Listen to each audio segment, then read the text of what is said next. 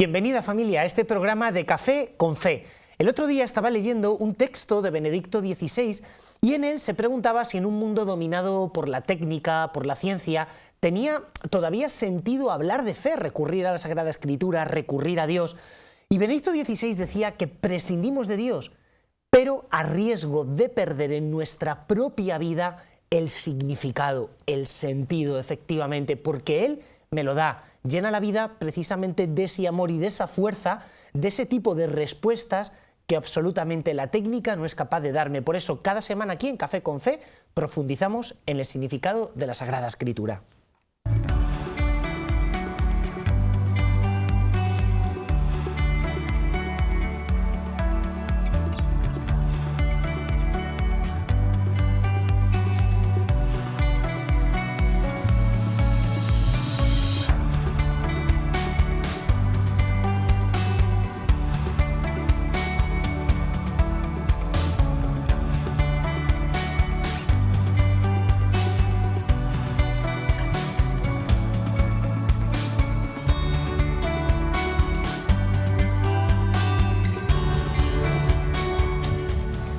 Pues el invitado de esta semana lo conocéis ya del último programa, don Áureo Matesán, sacerdote diocesano de aquí de Toledo, que estuvo en la parroquia de Santa Bárbara y actualmente se encuentra en un pequeño pueblo, la verdad que un paraíso en mitad del campo, al lado del río Tajo, que se llama La Rinconada. Él es el director de una casa diocesana contemplativa.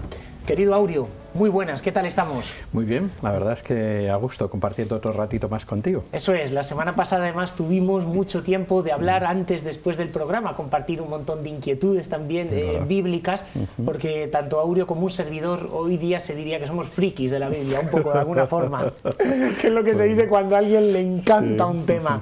No digo que lo dominemos, porque lo bonito de la Biblia es enamorarse, enamorarse de ella y dejar que Dios hable. Y además hoy que, Áureo, pues estamos deseando escucharte porque es una de las historias que siempre nos han narrado de la Biblia, que yo creo que están más en el subconsciente popular, que es el libro del Éxodo, la típica batalla entre Moisés, el faraón. Bueno, comienza a sacarnos ese tipo de lecciones que tú en tu lectura pausada del Éxodo has ido viendo desde el inicio de la historia. A ver, como sabemos ya, creo que ya se había comentado al principio, uno de los 5 libros de la Torá, del Pentateuco, libros fundamentales, fundantes para el pueblo de Israel. Eso es.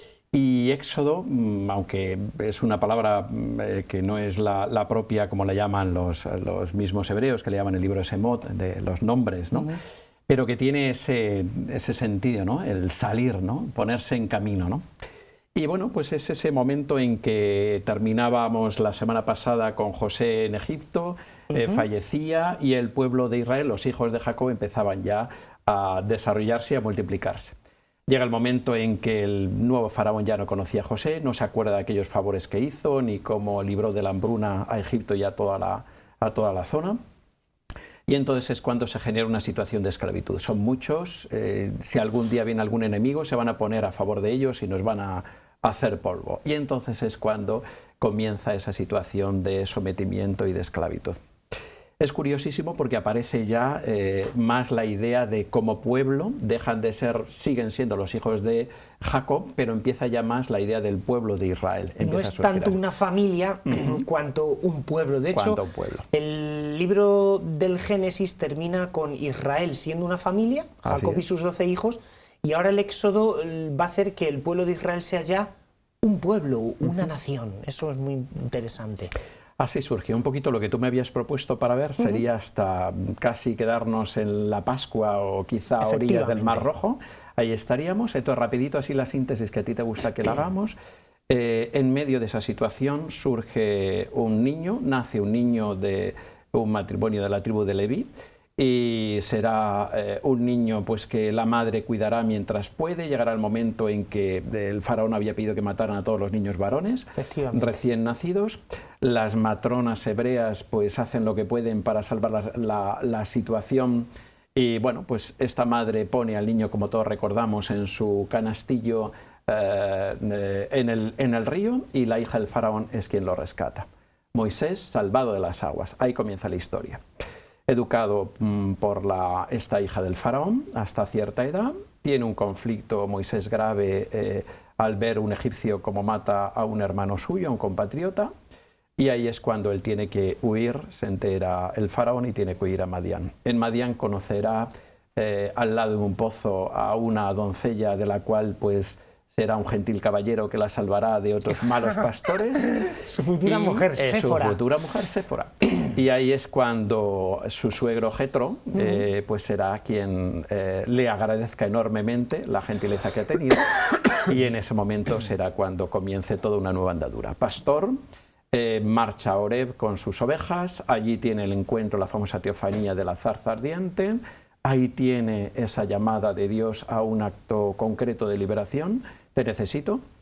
Vuelve a Egipto, se apoyará en su hermano Aarón y comenzará toda esa andadura entre el pueblo, convencerle, los ancianos del pueblo y el faraón. Será una especie como de duelo, ¿no?, de forcejeo de fuerzas. Será Dios quien, por medio de Moisés y Aarón, pues consiga llevar a feliz término toda esta aventura de gran sufrimiento. Me estoy dando cuenta, Aurio, lo bonita, lo grande que es la historia y la cantidad de enseñanzas que tiene. Así que lleguemos hasta donde lleguemos, tú tranquilo. Llegamos, sí. Eso es, que la gente quiere disfrutar de todo esto. Vamos con esa infancia de Moisés, que además yo creo que reproduce pues muy bien lo que es nuestra cultura. Es decir, el cálculo frío por parte de un gobernante.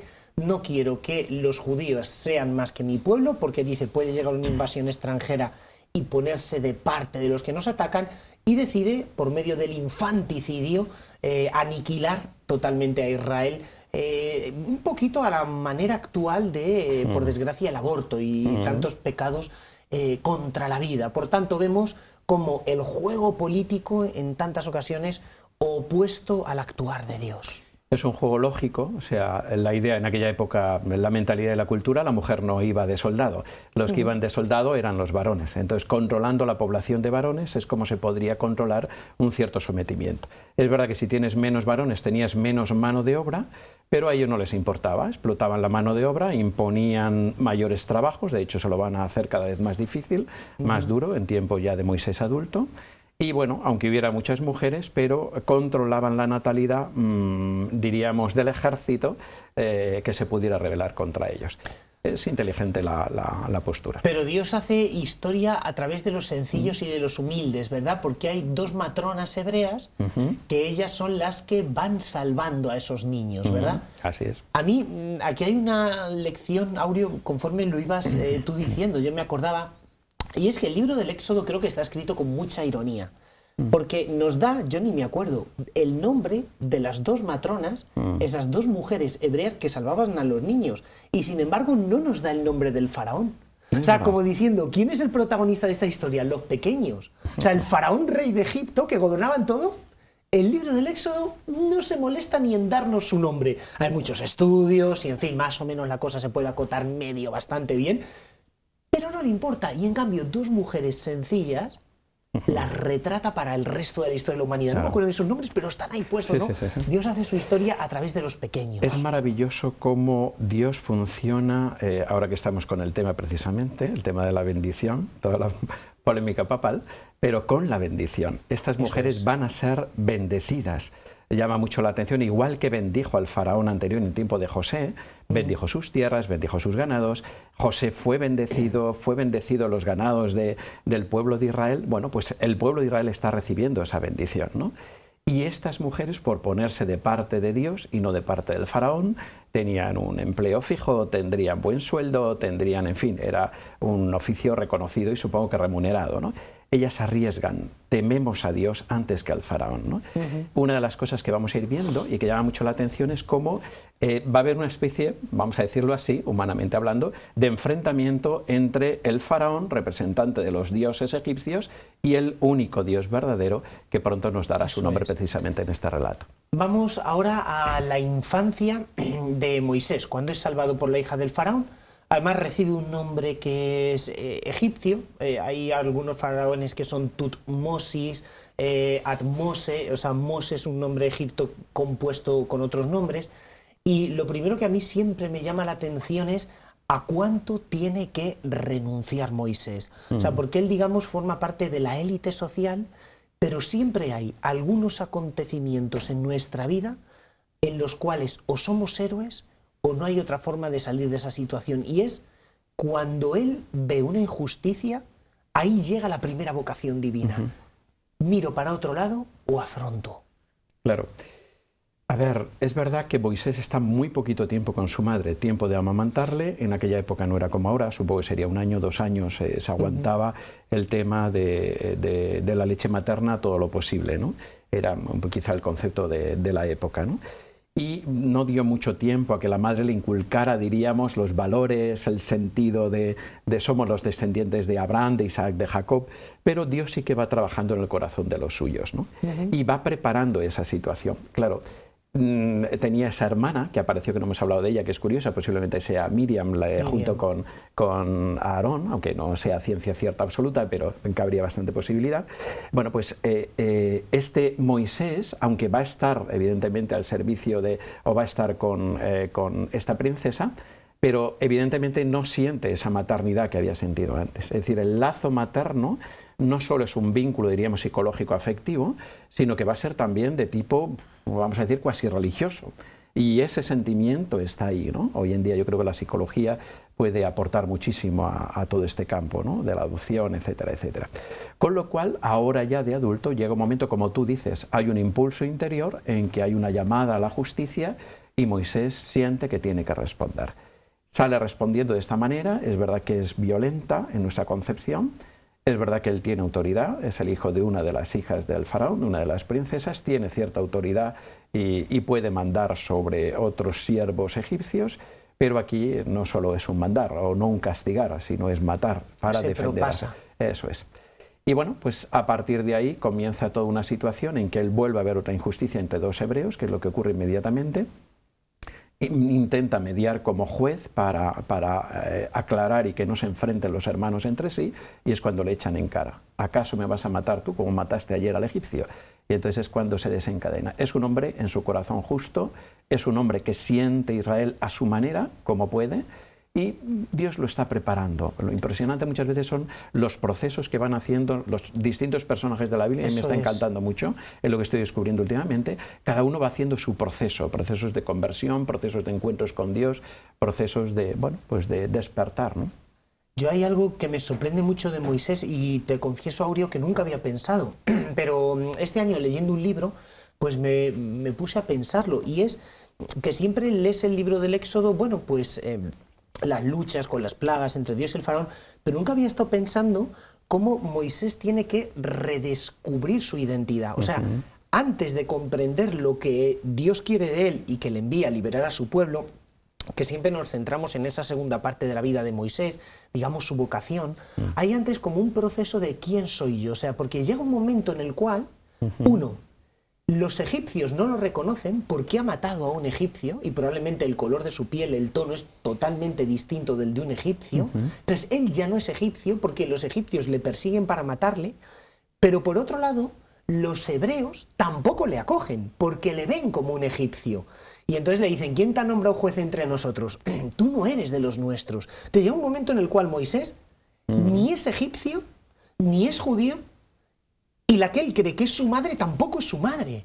Entonces emprende una huida hacia adelante, hacia el desierto, hacia un encuentro con Dios que le va a revelar, yo creo que la verdad profunda de sí mismo. Me acuerdo mucho de Gaudium et Spes 22, un texto del Vaticano II, lo que decía tanto San Juan Pablo II: Cristo revela el hombre al propio hombre y le descubre la grandeza de su vocación. O sea, cuando llegue al Sinaí y se le aparezca a Dios en la zarza ardiente, ver cómo Moisés no simplemente descubre cuál va a ser su vocación, venga, vas a ser el liberador del pueblo de Israel, sino de alguna forma reconquista y comprende quién es él. Se revela el nombre de Dios: yo soy el que soy, la identidad de Dios, pero a la vez él descubre cuál es su propia identidad, porque hasta este momento llega un punto en la narrativa en el cual Moisés no encaja absolutamente en ningún sitio y se tiene que ir como un prófugo al desierto a ver si allí encaja en algún lado.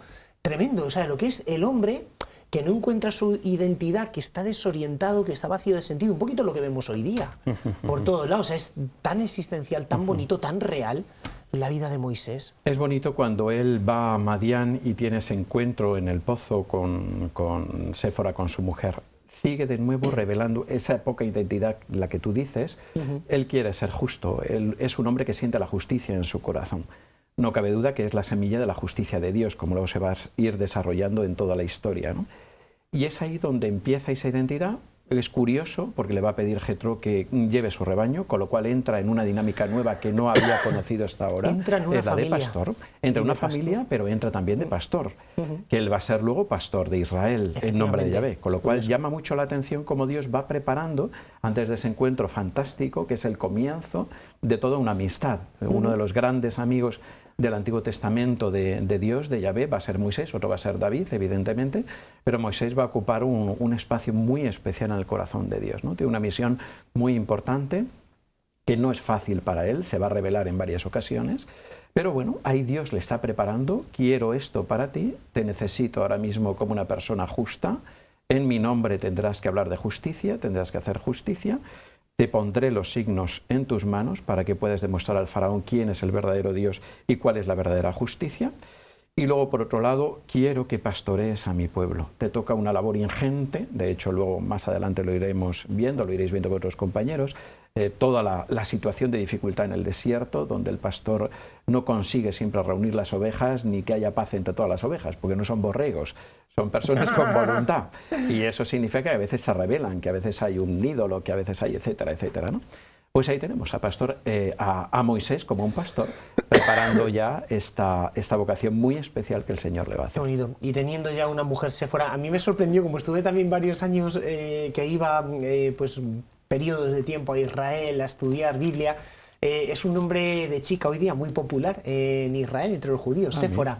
Sí, me hizo mucha gracia. Y digo, fíjate, el cariño que le tienen a la mujer de Moisés. Pero aquí de nuevo la cuestión de la identidad, porque Séfora le dice a su padre, he encontrado en el pozo a un egipcio, cuando él resulta que ya ha renegado de ser egipcio. Es verdad, y encima Séfora es una mujer que es extranjera, ni siquiera es judía. Claro. Y los judíos, los matrimonios con extranjeros, pues igual no los terminan de ver. Sí. Y él se casa con una extranjera. O sea, es de nuevo Moisés como, ¿y quién soy yo? Hasta que llega un momento en el cual él está pastoreando el rebaño y comienza a ver una zarza que arde, pero que el fuego no la consume. Y yo creo, Aureo, uno de los diálogos más bonitos de toda la Sagrada Escritura. O sea, yo creo que para mí, o sea, ese diálogo de Dios con Moisés en la zarza ardiente, cuando empieza, descálzate. Yo recuerdo el año pasado, en el tiempo de Cuaresma, buscando lecturas para que leer en la capilla, pues un día por la biblioteca encontré La vida de Moisés de San Gregorio de Nisa. Ay, me la leí por amor de Dios, o sea, pocas veces he disfrutado tanto de una Cuaresma. Mira que no es un tiempo muy simpático para mí. La vida de Moisés de San Gregorio de Nisa. Y una maravilla. Y entonces, pues comenta este diálogo bellísimamente. Vamos un poquito sobre eso. Sí, evidentemente Dios trascendente, ¿no? Un Dios por encima absolutamente de toda la creación. Su trono está por encima del séptimo cielo, ¿no? Es un Dios que se va a bajar. Llama muchísimo la atención ese abajamiento de Dios. ¿Qué interés tiene? Son esos interrogantes que podríamos hacernos nosotros ya a posteriori. ¿Qué es lo que gana Dios con nosotros? Tal y al nivel que llevamos ya la historia en el libro del Éxodo, habiendo pasado todo el Génesis, ¿no? Todos los 12 primeros capítulos de introducción tan densos y tan profundos, ¿no? Luego toda esta saga de familias, ¿no? ¿Qué interés tiene ahora el Señor para bajar hasta Moisés, ¿no? Y comienza, ¿no? Comienza ese momento de encuentro desde la trascendencia. Moisés es consciente de eso, se descalza, se postra y llega ese momento reverencial de encuentro, ¿no? Dios le pide, ha llegado el grito de mi pueblo, ha llegado el grito de los hijos de Israel hasta mí y quiero bajar. Quiero escucharos, quiero liberaros, quiero redimiros. Hay como varios verbos ahí que van hablando que son muy profundos, son acción de Dios. Me llamaron la atención, si me permitís. Esos verbos, por supuesto, Aureo. Dice, he oído, dice, he bajado a librarlo, he bajado a sacarlo, he bajado a llevarlo a la tierra prometida, ¿no? Ahí en el capítulo 3 tiene ese deseo tan profundo. ¿Qué imagen nos da Dios? O sea, me refiero, nosotros tenemos una imagen de un Dios lejano, un Dios que está en el séptimo cielo y mis problemas no tiene tiempo para ocuparse de ellos. Y sin embargo aquí la imagen que Dios nos da es la de... Es todo lo contrario, es de Padre. Verbos de experiencia, he oído, he bajado, he escuchado. O sea, no hay ningún sonido en la creación que a Dios le pase desapercibido. Eso es verdad. Luego en el 6 va a sacar otros verbos también que impresionan mucho. Os sacaré, os rescataré, os redimiré, os adoptaré, vosotros seréis mi pueblo, yo seré vuestro Dios, os llevaré a la tierra, os daré esta tierra, ¿no? Es decir, llama mucho la atención cómo el Señor ya no manda gente en principio, sino que Él mismo es el sujeto principal de todas estas acciones. Luego, evidentemente, va a pedir la mediación a Moisés, que se va a resistir bastante, y va a pedir esa mediación también a Aarón, porque Moisés, el pobre, se siente que posiblemente fuera tartamudo, dicen, que no lo sabemos, decía que tenía dificultad de palabra, ¿no? Y Aarón parece ser que tenía mejor don de palabra, ¿no? Pero bueno, ahí tenemos a un Dios interesado en responder, ¿no? En responder a este grito que clama pues desde casi los orígenes. Estamos hablando casi de la sangre de Abel, etcétera, etcétera, ¿no? Además que es como muy simpático porque Moisés le pregunta a Dios, dime tu nombre. Y entonces Dios responde con esa frase, yo soy el que soy. Además, dicho en hebreo en unos términos donde no es ni presente, ni pasado, ni futuro, sino una acción continuada en el tiempo, que uno puede decir, yo soy el que fui, y yo soy el que seré, es decir, como el que está siempre contigo, el que te acompaña, el que no te deja solo, yo soy el que soy. Y Moisés con miedo de volver, con miedo de no ser capaz, ¿cómo nos paralizan? En la vida espiritual los miedos nos bloquean. Es muy bonito lo del nombre, yo me acuerdo que lo meditaba un poquito en Adviento y en Navidad, el que Jesús nos diera a conocer su nombre, el que tuviera un nombre es para poderle llamar, para poderle invocar. Una de las cosas que llamaba la atención, corrígeme si no estoy muy equivocado, en muchas de las culturas antiguas evitaban dar el nombre de su divinidad. No vaya a ser que el pueblo enemigo se aprendiera el nombre, lo invocara, le ofreciera sacrificios mejores y le robaran a su propio Dios, ¿no? Eso es. Entonces, si acaso tenían luego nombres de seudónimo para que no supiera el pueblo enemigo el nombre de la divinidad.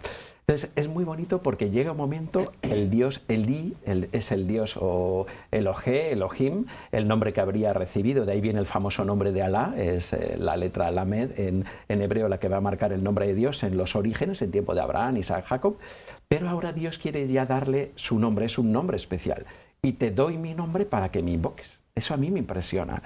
Esto es cuando se conocen dos personas y una de las cosas, además de saludarse y demás, es el nombre, casi lo primero, porque es la manera en que yo te voy a poder llamar a ti y tú me vas a poder llamar a mí, ¿no? Entonces, como vas porque, la de rojo, ¿y quién será la de rojo? Fulanita, y entonces fulanita se vuelve. Entonces, es muy difícil. Si Dios te regala su nombre, es para que tú lo puedas invocar. Dios no va a mirar para otro lado. Entonces, es bellísimo. Es el misterio, es verdad, tú eres el que eres, yo soy el que soy, pero todavía estamos siendo y llegaremos a esa plenitud cuando Dios nos lo dé en nuestra muerte, ¿no? Ahí es cuando yo podré decir, soy el que soy, porque Dios me ha hecho a su imagen y semejanza. Pero Dios ahora mismo es el que es el que fue en tiempo de los patriarcas y es el que será luego para el Apocalipsis, cuando Dios haga todo nuevo, ¿no? Eso es. Entonces es hermosísimo el poder decir, toma mi nombre.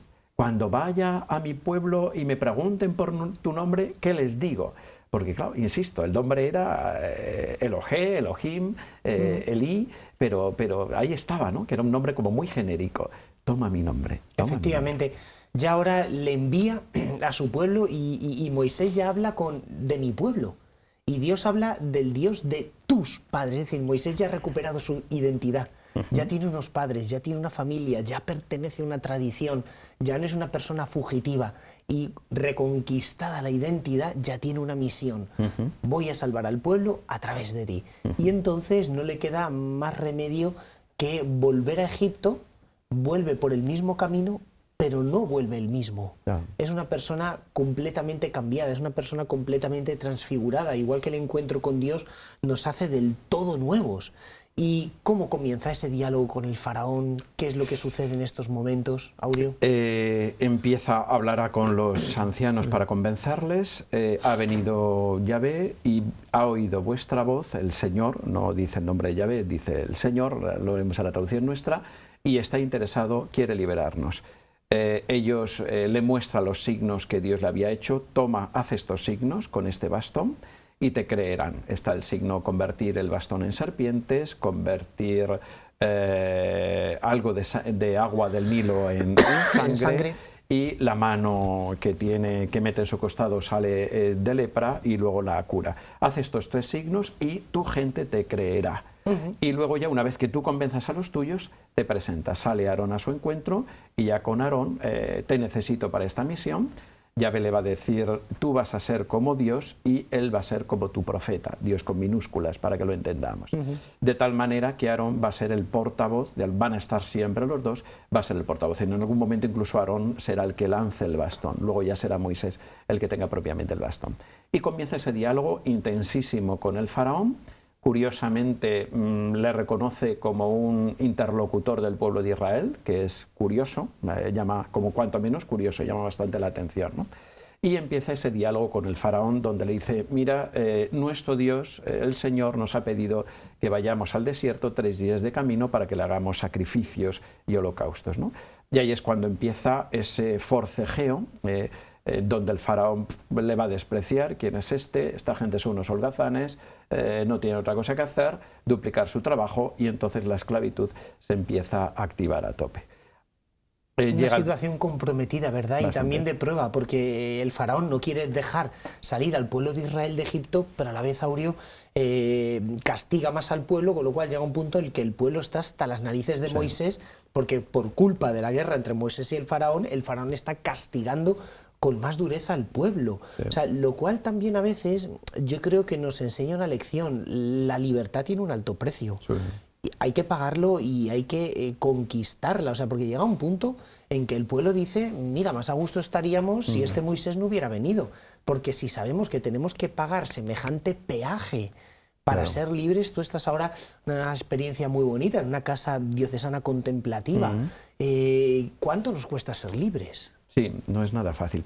De todas maneras, ellos ya estaban esclavizados. Lo que pasa es que se acentúa mucho más la opresión que estaban recibiendo. O sea, no es decir, déjanos en paz para estar por lo menos tranquilitos, ¿no? Es que tranquilito significa que vas a ser esclavo.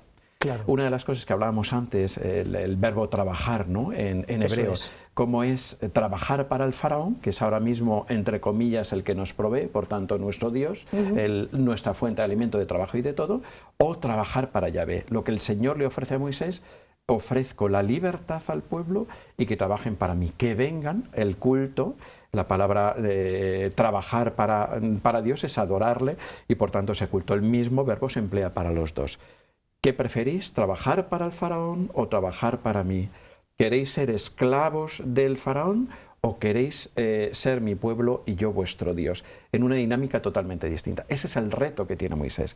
¿Cómo convencer a este Señor que ha bajado, que ha venido para liberarles, y convencerles que no tiene que ver nada con el faraón? Y empieza, entre comillas, muy entre comillas, esa especie de lucha de titanes, que es, por supuesto, descompensado, entre Dios y entre el faraón. Ahí va a ser, van a comenzar los momentos de prueba, se van a hacer las pruebas para... ya el Señor le advierte, Moisés, no te apures, voy a endurecer el corazón del faraón, que llama mucho la atención. Pero bueno, tú quieres que lo libere, ¿no, Señor? Pues ablanda el corazón del faraón para que se vaya. No, quiero demostrar con toda mi fuerza, con toda mi vehemencia, con todo lo que pueda, que os quiero con locura, como luego se lo va a demostrar volviendo al desierto con Oseas, te desposaré y te llevaré al desierto, ¿no? Bueno, es un enamoramiento, es el tiempo del noviazgo donde Dios se va a mostrar a su pueblo y le va a demostrar con obras lo mucho que lo ama y lo quiere. Yo a veces que para explicar esas plagas me costaba un poco entenderlas durante un periodo grande de mi vida, pero luego... lo típico, leyendo, reflexionando, entendí una cosa. En casi todas las culturas del Oriente Medio Antiguo, también en Egipto, obviamente, las fuerzas de la naturaleza se divinizaban. O sea, estaba el dios del aire, el dios del sol, el dios de las aguas. O sea, todas las fuerzas eran divinas. De hecho, además, Egipto incluso, la idolatría que era bastante peculiar, a los anfibios, a los reptiles, los dioses tenían un cuerpo zoomórfico con forma de animal. Y entonces aquí las plagas en realidad tienen un significado como profundísimo espiritual. Se suele explicar de forma tan superficial como si fuera una peli del oeste, de vaqueros. Ahí está el forajido, está el sheriff. Venga, a ver quién puede más, Moisés o el faraón. Saca la pistola, a ver quién hace el signo más grande.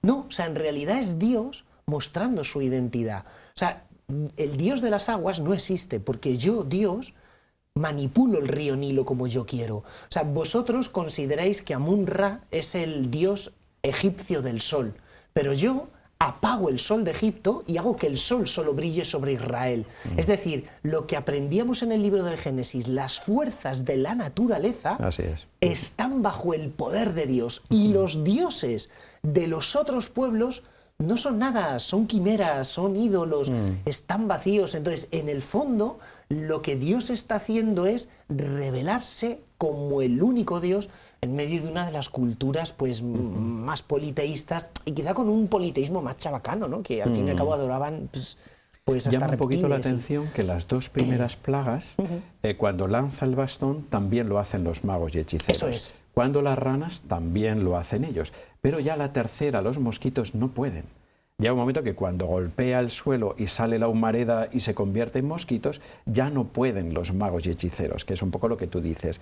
Vuestros sacerdotes de vuestros dioses, vuestros tal, no pueden, ni muchísimo menos con el auténtico Dios y el auténtico sacerdote. Ahí se va a mostrar a Aarón, que de hecho va a ser el que inicia él en nombre de Moisés, le da el bastón y él es el que hace los primeros signos. Llama mucho la atención porque él recibirá todo lo que sería esa misión sacerdotal. Yo hay una cosa, el otro día predicaba de ella, ¿no? Porque muchas veces hoy se lleva el tema de la salud, la autoayuda, la autosanación. O sea, vivimos una cultura como el hombre se redime a sí mismo, ¿no? No contemplamos que sea Dios el que me tenga que salvar. No, yo me redimo y me salvo a mí mismo.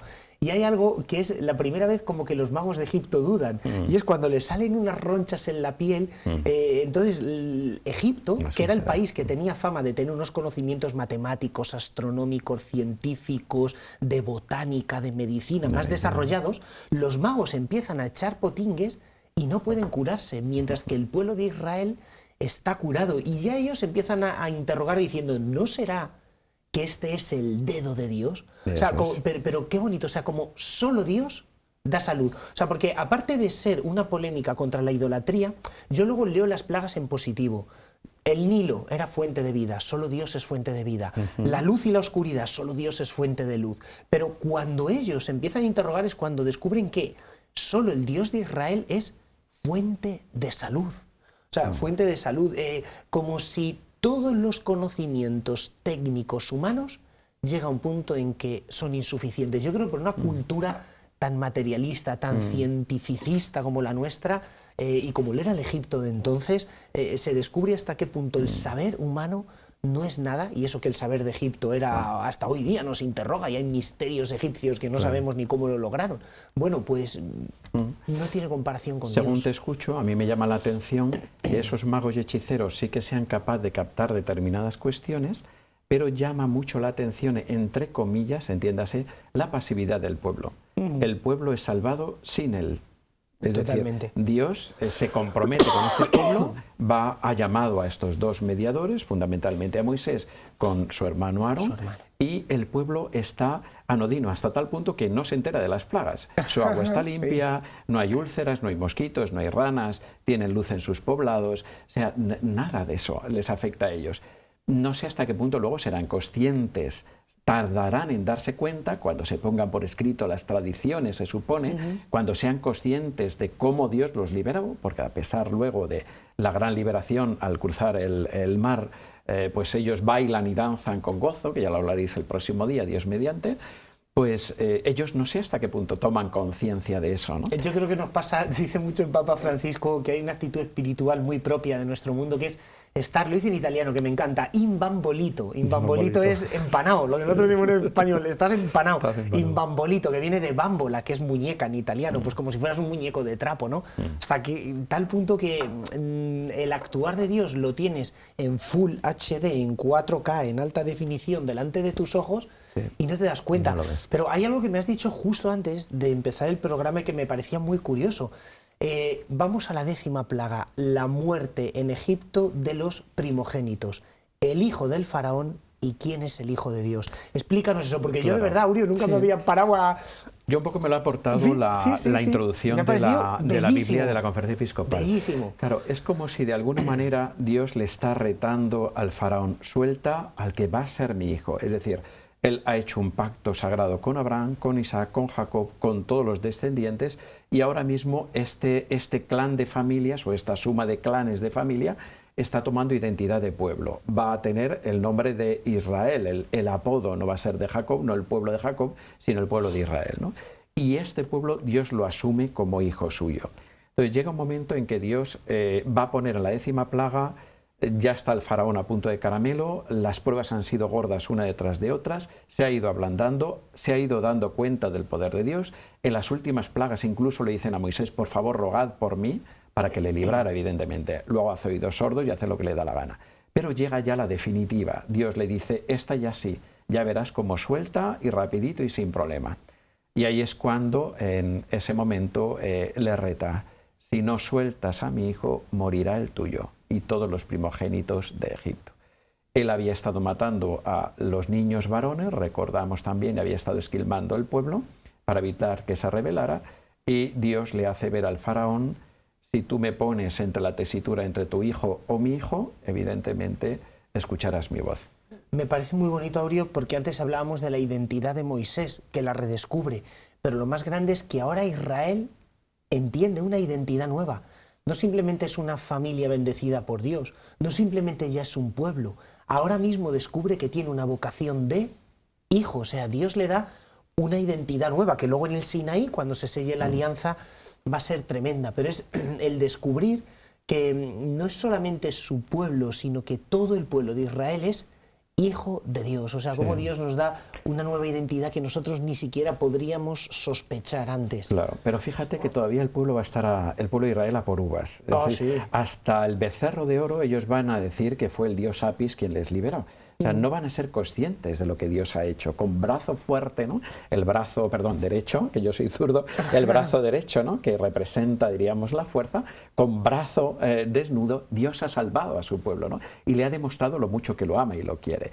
Pero el pueblo se deja llevar, Moisés es consciente, va tomando consciencia, se supone que Aarón también, aunque luego también meterá la pata, como insisto, perdonad que adelante cosas, pero para que veamos que Dios sí tiene claro lo que quiere y cómo lo va a realizar y cómo lo está realizando. Y un Moisés dubitativo, porque si se van leyendo desde la etapa adulta cómo Moisés se resiste y hace lo que puede, mira, pues, que no me va a escuchar, que no sé hablar, él poniendo peros. Y llega el momento, en una de las plagas también, que Dios se tendría que haber hartado y mandar a Moisés al garete y dice, venga, Aarón, te toca a ti, que Moisés es un inútil. No renuncia a él. Moisés, vas a ser tú, Moisés, vas a ser tú, haz lo que yo te diga, haz los signos que yo te mande, ¿no? Entonces Dios va a intentar hacer por su hijo, que luego también está la figura de esposa, pues todo, lo va a hacer todo. Siempre Israel no va a ser consciente realmente, como nos pasa hoy en día. Yo no sé hasta qué punto somos conscientes de lo que Dios ha hecho, está haciendo y hará por nosotros. Efectivamente. A nivel personal y a nivel de iglesia también. Bueno, pues querida familia, siento que nos tengamos que ir, el tiempo se nos agota, se nos acaba, hemos aprovechado muchísimo, hemos disfrutado. Ya veis que la próxima semana continuaremos con este libro tan bonito, el libro del Éxodo, porque lo que Dios hizo, ahora lo quiere hacer conmigo, en mi vida.